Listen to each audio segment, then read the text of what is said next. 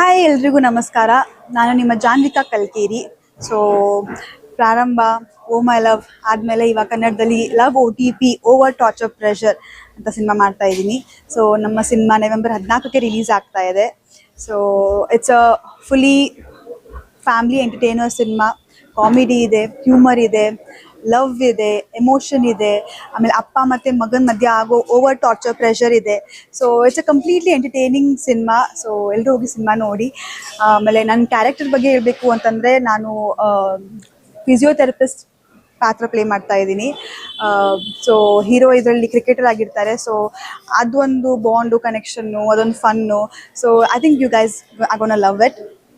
ಅದಾದಮೇಲೆ ನಾನು ಈ ಸಿನಿಮಾದಲ್ಲಿ ಆ್ಯಕ್ಚುಲಿ ಎಲ್ಲಕ್ಕಿಂತ ಲಾಸ್ಟ್ ಎಂಟ್ರಿ ಆಗಿದ್ದು ಈ ಟೀಮ್ಗೆ. So I didn't get much preparation time to prepare. 10 days ನನಗೆ ಸಿಕ್ಕಿತ್ತು. ಸೊ ಅನೀಶ್ ಸರ್ ನನಗೆ ಸ್ಟೋರಿ ಹೇಳುವಾಗ ಐ ಥಿಂಕ್ ಅವರು ಕೂಡ ಈ ಥರ ಒಂದು ಮೈಂಡ್ಸೆಟಲ್ಲಿ ಫಿಕ್ಸ್ ಆಗಿಬಿಟ್ಟಿದ್ರು, ಈ ಪಾತ್ರ ನಾನೇ ಮಾಡಬೇಕು ಅಂತ. ನಾನು ಕತೆ ಕೇಳುವಾಗ ಐ ವಾಸ್ ಇಮ್ಯಾಜಿನಿಂಗ್ ಇದು ನನ್ನ ಪಾತ್ರ ಹೆಂಗಿರುತ್ತೆ, ನಾನು ಹೆಂಗೆ ಮಾಡಬೇಕು, ಹೆಂಗೆ ಬರುತ್ತೆ ಅಂತ.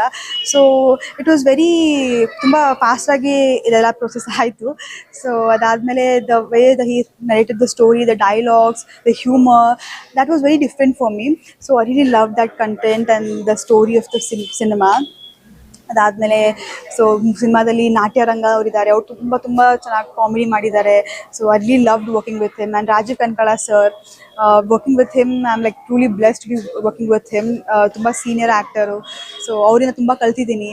ಆಮೇಲೆ Pramodini ma'am, Tulasi ma'am and ROE ಅವರಿದ್ದಾರೆ. ಸೊ ಎಲ್ಲ ತುಂಬ ಫ್ಯಾಮಿಲಿ ಥರ ಇದ್ವಿ. So it was very good experience.